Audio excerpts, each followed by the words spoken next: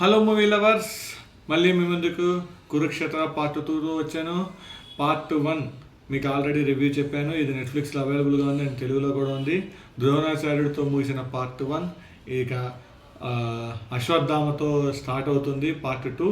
And part 2లో ఎవరెవరు కర్ణుడు అండ్ అశ్వత్థామ వీళ్ళందరూ ఎలా యుద్ధం చేశారు, అండ్ అర్జునుడు పాండవులు వీళ్ళందరూ ఇంకో ఎలా యుద్ధం చేశారు, ఇవి మొత్తం చూపించారు.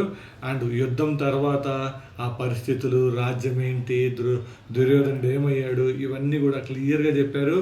అండ్ నా వరకు వస్తే పార్ట్ 1 కంటే పార్ట్ 2 చాలా ఇంట్రెస్టింగ్ అనిపించింది. పార్ట్ 1 కూడా ఇంట్రెస్టింగ్గానే ఉంది, బట్ పార్ట్ 2 ఇంకా ఎక్సైట్మెంట్గా తీశారు. అండ్ గ్రాఫిక్స్, యానిమేషన్స్, ఆ యుద్ధం యొక్క స్థితిగతులు అండ్ యుద్ధం జరిగిన తర్వాత పరిస్థితులు, ఆ అస్త్రాలు, శస్త్రాలు, ఆ ఎఫెక్ట్స్ చాలా అంటే చాలా బాగా తీశారు. అండ్ దాంట్లో నాకు ఒక డైలాగ్ చాలా ఫేమస్ అయింది. అశ్వత్థామ వచ్చేసి నారాయణ అస్త్రాన్ని ప్రయోగిస్తాడు, అప్పుడు కృష్ణుడు దాన్ని నిర్వీర్యం చేస్తాడు. అప్పుడు కృష్ణుడు చెప్పే డైలాగ్ ఉంటుంది, అతను నారాయణ అస్త్రాన్ని సంధించాడు కానీ నేను మీ తరఫున నారాయణే ఉన్నాను, నా అస్త్రాన్ని ఉపయోగించినంత మాత్రాన ఏం జరగదు, నారాయణుడే మీ వైపు ఉన్నాడు.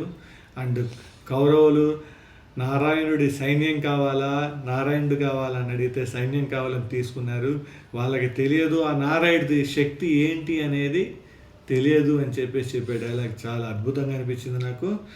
అండ్ ఖచ్చితంగా ఇప్పుడున్న తరానికి కంపల్సరీ చూపించాల్సింది, మీకు పిల్లలకి మాత్రం ఖచ్చితంగా చూపించండి.